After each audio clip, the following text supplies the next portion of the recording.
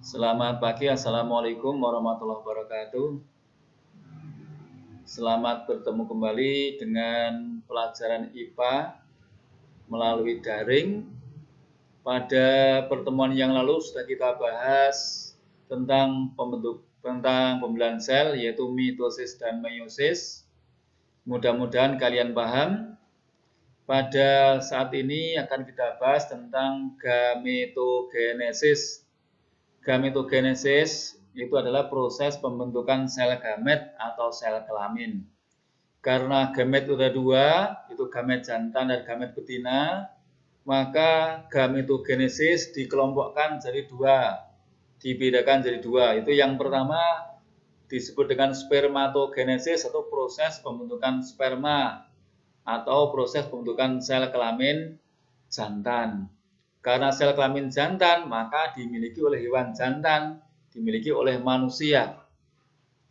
Proses spermatogenesis atau pembentukan sperma itu diawali dari sel yang terdapat pada testis, selnya namanya spermatogonium. Ini pada yang paling atas, nama selnya spermatogonium. Dia bersifat diploid. Yang dimaksud dengan diploid, ini kromosomnya berpasangan. Kromosomnya berpasangan, ini diploid atau 2N. Kalau pada manusia 2N-nya itu 23 pasang atau 46 buah. Ini awal sel-sel awal untuk proses spermatogenesis. Dari spermatogonium akan membelah secara mitosis dulu. Akan terbentuk yang namanya sel spermatosit primer. Ini spermatosit primer. Dia bersifat diploid. Diploid atau tetap 2N. Dari satu sel tetap dia menghasilkan satu sel. Yang berikut dari sel spermatosit primer akan membelah secara meiosis. Ini meiosis yang pertama. Dari satu sel spermatosit primer terbentuk dua sel spermatosit sekunder. Nih, satu sebelah kiri, satu lagi sebelah kanan. Nih. Sel spermatosit sekunder ini bersifat haploid atau N. Berarti kromosomnya sudah tidak berpasangan, maka hanya N saja. Kalau 2N ini berarti kromosomnya berpasangan. Diploid kalau N saja, maka dia bersifat haploid atau tidak berpasangan. Kalau pada manusia maka tinggal 23 buah, bukan 23 pasang haploid. Tidak boleh 23 buah dikatakan 11,5 pasang. Kenapa demikian? Karena dia tidak berpasangan, dia masing-masing kromosom berdiri sendiri-sendiri, dia tidak berpasangan. Dari sel spermatosit sekunder, ini yang dua ini, akan membelah lagi dua-duanya. Nah, ini meiosis yang kedua. Sehingga terbentuk 4 sel yang baru. Nah, sel 4 ini 1, 2, 3, 4 namanya bukan sel spermatosit sekunder, tapi dari apa? Spermatid.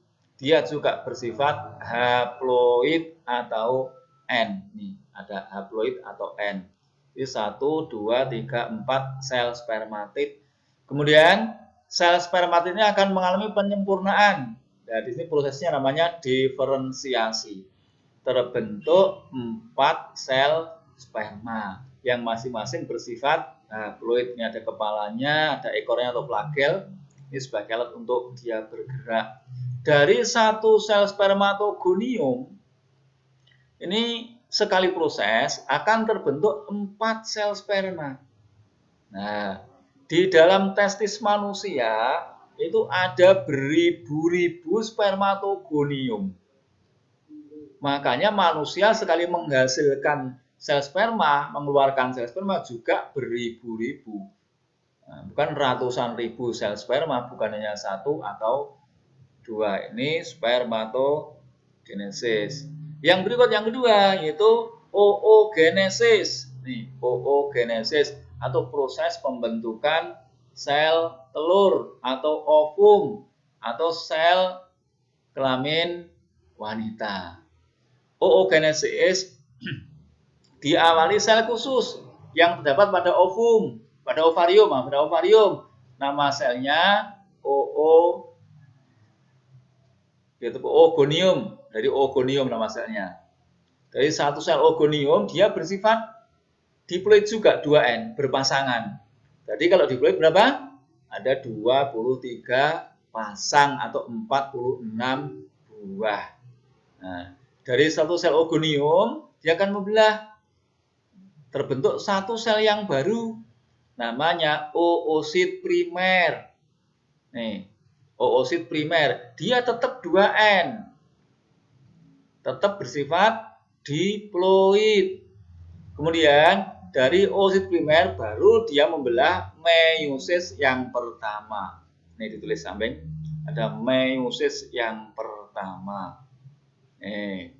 Nah, dari satu sel oosit primer terbentuk satu sel oosit sekunder dan satu badan polar atau badan kutub yang masing-masing bersifat haploid atau N. Jadi dalam pembelahan meiosis dari semula 2N kromosomnya berpasangan, kromosomnya jadi tinggal separuh. Jadi bisa N atau haploid. Kalau pada manusia yang semula 23 pasang atau 46 buah menjadi tinggal 23 buah. Dari oosit sekunder akan mengalami pembelahan meiosis yang kedua ini. Nah, terbentuk yang namanya ovum. Sebetulnya ada satu proses namanya ootit, baru namanya terbentuk yang terakhir ovum. Sedangkan badan polar akan membelah lagi. Jadi dua badan polar yang baru. Sehingga dari satu proses oogenesis, dari satu sel oogonium terbentuk satu sel telur dan 3 badan polar atau badan kutub. Nah, berbeda dengan spermatogenesis. Sekali proses spermatogenesis itu terbentuk 4 sel yang baru, semuanya sperma. Tapi kalau pada oogenesis, sekali proses terbentuk hanya satu sel telur, dan yang 3 berupa badan polar atau badan kutub. Nah, yang bisa dibuahi itu hanya sel telurnya saja lah. Proses pembentukan sel telur ini kurang lebih hanya sekitar 28 hari sekali, atau hampir ya sekitar 1 bulan terbentuk satu sel telur. Jadi tidak kok sekali bentuk ada banyak sel telur, tidak. Yang berikut, ke organ reproduksi. Kita bahas yang organ reproduksi wanita terlebih dahulu. Di sini bisa kalian lihat ada gambar penampang melintang dari rahim beserta bagian organ dalamnya. Nah, dari yang samping bisa kalian lihat, nah ini ada 2. Ini namanya ovarium. Jadi tiap orang ini memiliki ovarium 2. Satu terletak di kanan, satu di kiri. Nah, organ yang digambar ini letaknya di dalam perut, rongga perut.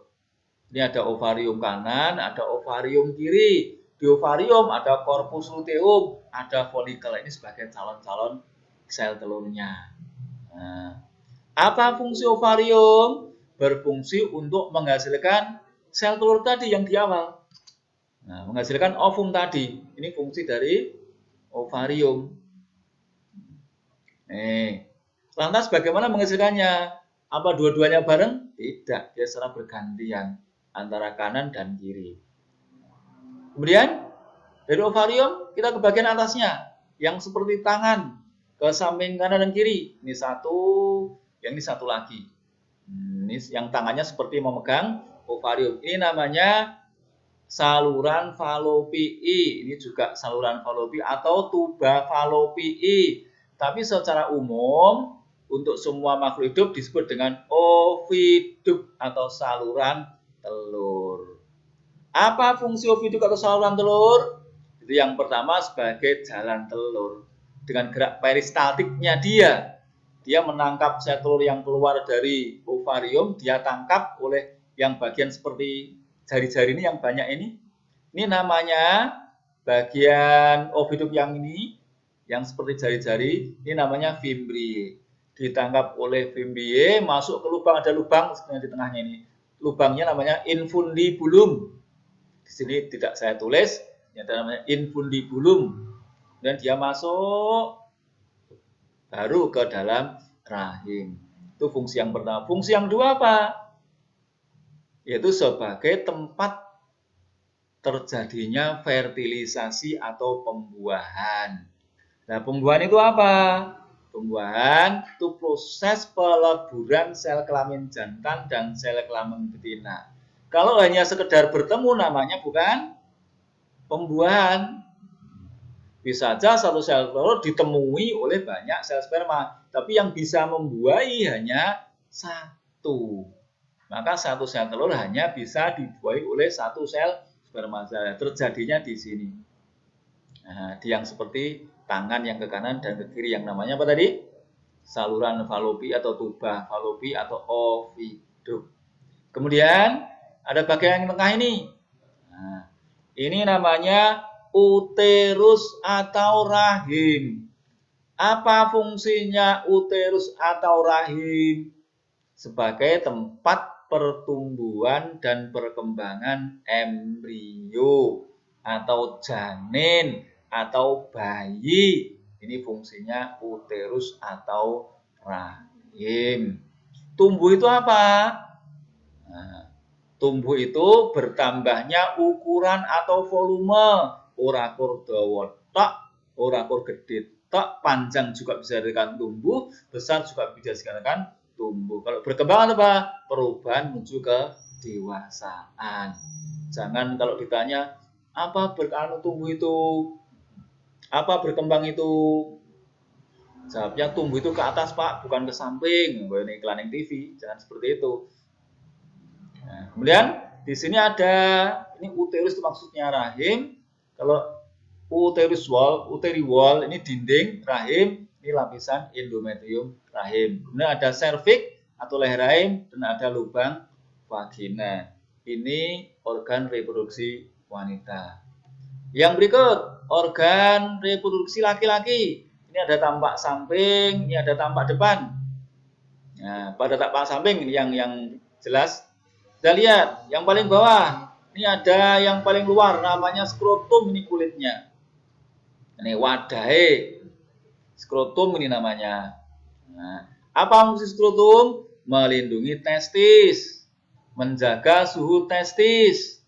Bayangkan kalau testis tidak ada skrotum, ya bahaya. Bisa rusak testisnya. Yang berikut testis apa fungsinya? Menghasilkan sel sperma. Kemudian atas testis ada yang namanya epididymis ini. Apa fungsinya? Tempat pematangan sel sperma. Sperma yang di dalam testis masuk ke epididymis, dimatangkan, baru masuk ke yang berikutnya. Ini ke saluran vas deferens, jalan kecil. Nah, kemudian disimpan di namanya vesicula seminalis atau kantong sperma, ini namanya vesicula seminalis. Nah, apa fungsi vesicula seminalis? Tempat menyimpan sperma sementara sebelum dikeluarkan dan tempat memberi makan. Dia memberi makan sperma. Sperma itu bukan makhluk hidup, tapi dia memiliki sifat seperti makhluk hidup. Dia juga bergerak. Dia juga butuh makan. Kalau di vesicula seminalis tidak dikasih makan, dia ya mati. Maka perlu dikasih makan. Kemudian dari vesicula seminalis keluar ini ke saluran yang kecil yang disebut dengan uretra. Uretra ini merupakan pertemuan atau gabungan dua saluran. Yang pertama saluran sperma, yang kedua saluran kandung kemih jadi satu nih. Nah, ujung dari uretra ini ada pada organ yang namanya penis. Nah, nih untuk organnya. Kemudian ada kelenjar bulbouretra. Dia menghasilkan cairan yang nanti keluar akan keluar bersama-sama dengan sperma. Kemudian ada kelenjar prostat juga nanti keluar bersama-sama dengan sperma. Ini sedikit yang saya sampaikan. Mudah-mudahan kalian paham tentang